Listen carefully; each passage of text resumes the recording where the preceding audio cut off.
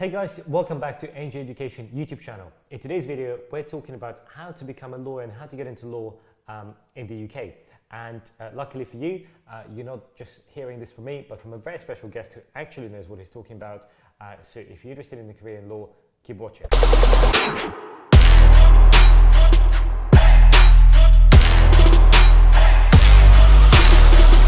Okay, so here with us today is George Callahan. Hello, George. Hello. Great to have you. Thank you for having me on. No, thanks for coming. So just to give you some background on George, George graduated from Eton College for his school before studying a history degree at Oxford.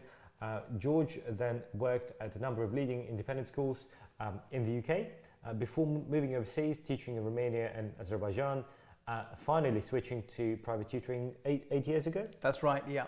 And George and I are colleagues. George helped some of A&J Education students with tutoring for various subjects, interview preparation. So George really knows what he's talking about. By the way, George has this amazing YouTube channel called George from Ireland, which is on your screen right now. I strongly recommend you check it out and give it a follow. Okay, George, so why should I be talking to you about law? You're a teacher. Which is true. I did a law degree as well via the University of London, though I've chosen to be a private tutor rather than pursue law as a career. Okay, and so did you? Because I thought you did your undergraduate at Oxford, but you. I did, and I subsequently did a law degree at the University of London. I did that via the external programs, as in I'm completely self-taught. They send you the books and the online lectures, and you teach yourself, and it's £4,000, not per year. The whole thing was £4,000. Versus how much? About £40,000 if you do it the proper way. Wow. So you were a remote learner pre-COVID. Yeah, like starting in 2011. Yes, because now they will just charge you £40,000, yeah, for Zoom. Yes. No, that's great. Okay, so and how does law work? Because I hear all these buzzwords: solicitor, barrister, judge. I'm very confused by them. So how do you become a lawyer in this country? Right. Well, you could do a law degree or a non-law degree. Let's stick with the law degree. You do that, that's 3 years. And that can be called law or jurisprudence? Well, jurisprudence is a sort of fancy old-fashioned name for law, but yeah. Okay. And then having done that, you decide to be either a solicitor or a barrister. Okay, so barristers only about 12,000 in the whole of England and Wales. And the first thing for them to do is this bar professional training course. It's 1 year. Most people pass that. That's at least £12,000. And then you have to get pupillage, which is be an assistant to someone who's already a practicing barrister. You do that for 12 months. Hence the word pupillage, so you're a pupil. Yeah, you're exactly, so you're helping them. You do get paid for it, usually not much. It's difficult to get pupillage, a lot of people don't get pupillage, have to drop out of trying to be a barrister at that stage. And so having succeeded in pupillage, look for a tenancy. That's a permanent place in chambers. A chambers is a barrister's office, as it's usually shared between 20 and 30 barristers. And once you've got that tenancy, you're there until the day you retire. So you have to be paid to be a tenant, as in part of a chambers, as in an office of barristers. Most barristers are self-employed. There are some barristers who work for the Home Office, for instance, for a few companies. So that's being a barrister. Okay, and what about the solicitors? Well, solicitors, there are about 120,000 solicitors in England and Wales. So after your law degree, then you would go off and do a legal practice course, which is not really the academic side of law, the practicalities of the form filling and how to present evidence and deal with clients and so forth. You did that for 1 year, not difficult. Put it this way, I don't know a single person who's failed it. Then you have a training contract with a law firm for 2 years. You are working for the law firm full time, but occasionally have weeks off because you need to go and to sit an exam. So if I can make this sort of, maybe we can put them on the screen together, but it's almost, you do your law degree for undergraduate, then for the barrister route, you're doing this training course. For the solicitor route, you're also doing this training course. Mm-hmm. And then you're doing the pupillage, which is paid, but paid badly.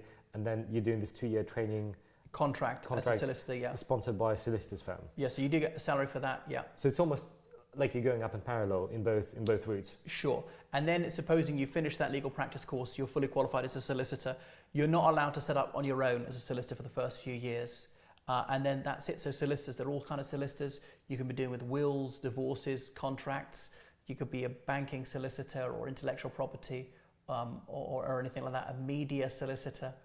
But you know, the money is good. If you're for a city firm like Slaughter and May, the starting salaries after the age the training contract's finished, you're now say age 24, can be £100,000 starting salary. You can get bonuses of an extra £50,000 on that. Wow. But as one of my friends said, you earn that. You'll be working 60 hours a week. In the winter, you will not see daylight. Sometimes you even have to find yourself working on the weekends. So you'll be chained to the desk, looking at a screen. It's hard, it's a bit stressful. And if you underperform, you're out.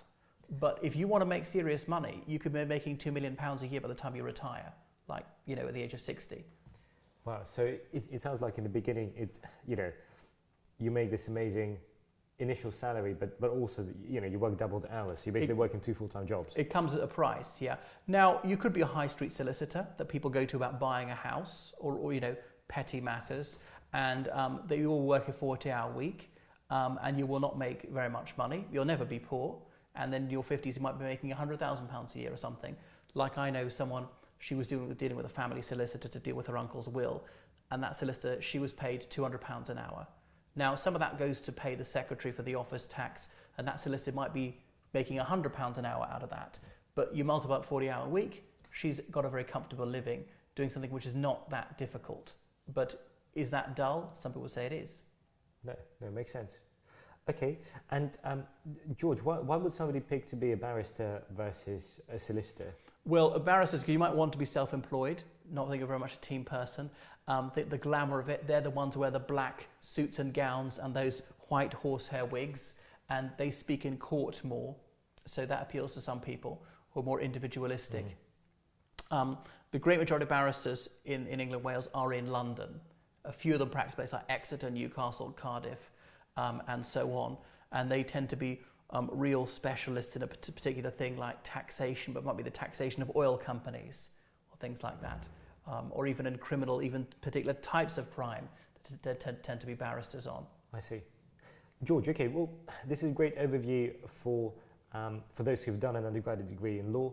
What about if you haven't studied law? Can you still, you know, I did material science. Could I still become a lawyer? Yes, certainly you can. So having got a degree in anything, must be a 2-2 at least, your degree. If it is a third, not allowed.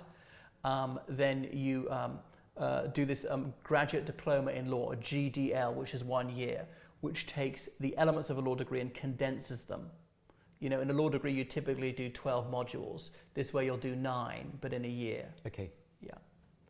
Okay, so you do the GDL and then the same route, and then for the barrister, bar professional training course, followed by pupillage, get yourself a tenancy. You want to be a solicitor, do the legal practice course, followed by your 2 years training contract with a law firm. So basically the process is the same, the only extra thing is this 1 year GDL. GDL, Graduate Diploma in Law, which again is at least £12,000, and you can do it via various colleges, BPP or the College of Law. And you can start in September or indeed in January. Yeah. Interesting. So it almost seems bizarre that, you know, somebody's studying for 3 years, for, you know, their law degree, but only really they're winning an extra year over somebody who doesn't have a law degree. That's true, yeah. So we say, well, you've got a good legal education and, you know, I'm a law firm, I could choose you know, who's qualified as a solicitor, but you don't have a law degree, but she does have a law degree. Well, I go for her because she's got a bit more of a knowledge base. So it is some advantage. There is, okay. As well as saving you time, it's saving you money. The people who you can have done any subject, like you, Margaret Thatcher, she did a chemistry degree, became a barrister, but typically they've done humanities subjects like English, French, history, politics, religious studies, something like that. That's the skill set tends to work best for being a barrister solicitor. So you want to have superb written and spoken English. No, and I guess which is why studying English, you know, it can be helpful in your A-levels and at university, and lots of lawyers have English undergraduate degrees. Correct. So those who are more into science and mathematics rarely go into it. One of my friends has got an engineering degree. He's an engineering barrister. There might be something you can deal with it. One of my friends, he read Russian at university, and he often deals with cases which are related to Russia. So there are other things you can bring to it. You know, if you're a doctor who changed tack, you could do medical negligence cases a lot. Wow. No, great. Fascinating. George, two last questions. I hear the term QC thrown around a lot. What does it mean? Queen's Counsel. So for very distinguished barristers, perhaps about 10% of them can be made a QC. Okay, so just recognised by the other members of the bar, the other barristers being outstanding, and he or she appends QC to his or her name, and so they tend to be paid a lot more. So most barristers will never become a QC in their career.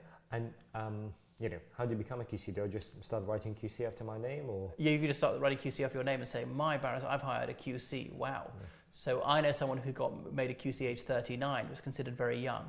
Now solicitors can be made QCs, but that's highly unusual. But QC is not something you can't just make yourself a QC. Oh, yeah. No, absolutely not. So the head of the legal system will appoints a few QCs every year. Okay, makes sense.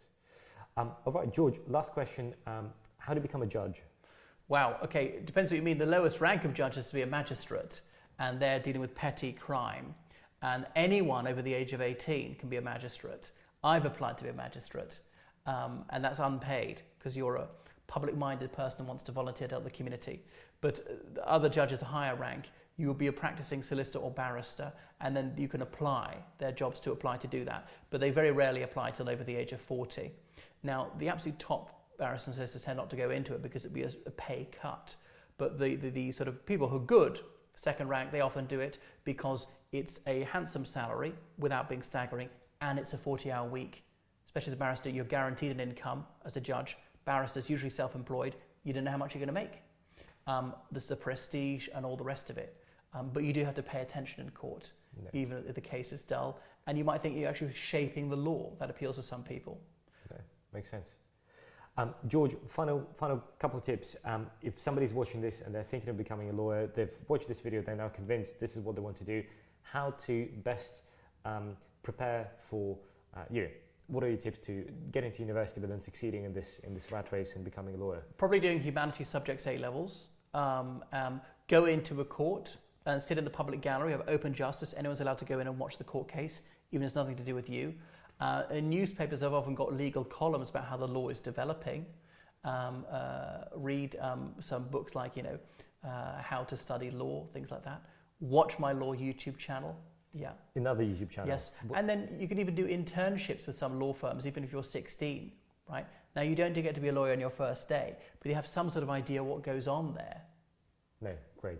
That's great advice. And I would just add from me, if you haven't signed up or checked out my newsletter, where I include internships, work experience, seminars, workshops, conferences across different subjects, including law, which will help you beef up your resume, check it out. There is a link below.